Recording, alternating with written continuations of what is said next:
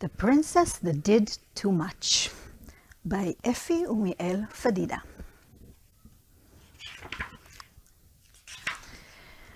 Once there was a princess that did too much.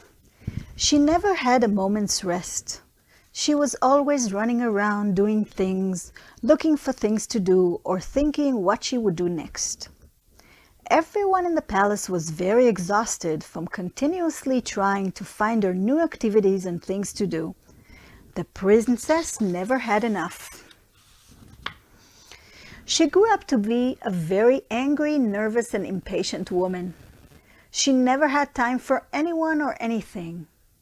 Even while she was doing things, she would think of all the other and better things she could be doing instead. Finally, she became very ill. Her father, the king, was very worried and sad. He sent out an announcement to everyone in the kingdom that the person who will cure her will be rewarded with his weight in gold and good stones.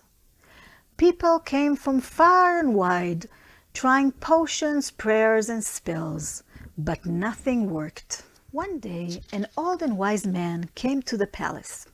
He stood by the princess' bed and said very quietly, "You must go to the ocean." The princess was mad. "The ocean? How is going to the ocean going to cure me? You have no idea how sick I am." The old man just smiled and went away. Days went by and the princess got weaker and weaker. She couldn't stop thinking of the old man's smile. She decided to go to the ocean. When she got there, she immediately started doing things. She picked some flowers. She collected shells. She wrote a poem. She climbed on the rocks. As she was climbing on a big rock, she fell down and broke both her legs. She couldn't move or do anything. She shouted for help, but no one could hear her. She was tired and upset, so she started to cry and scream. Then she was exhausted, so she just stopped doing. It was a strange feeling. She wasn't used to it.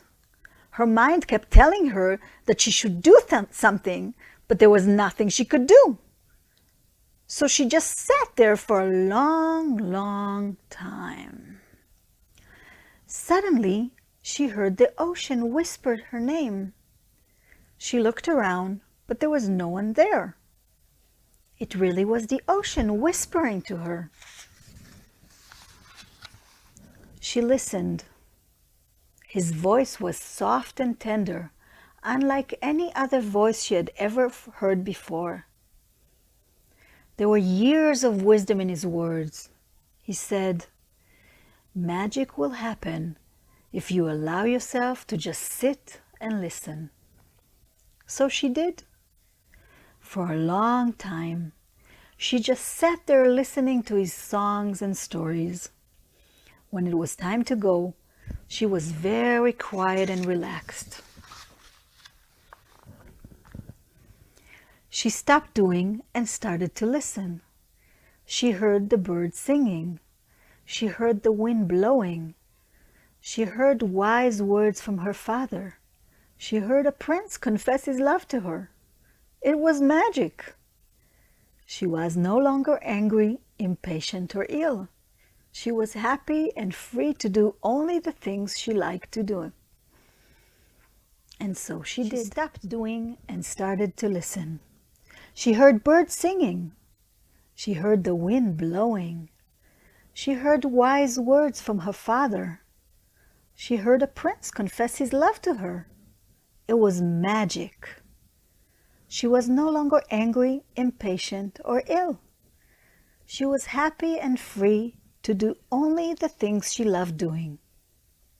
And so she did. The end.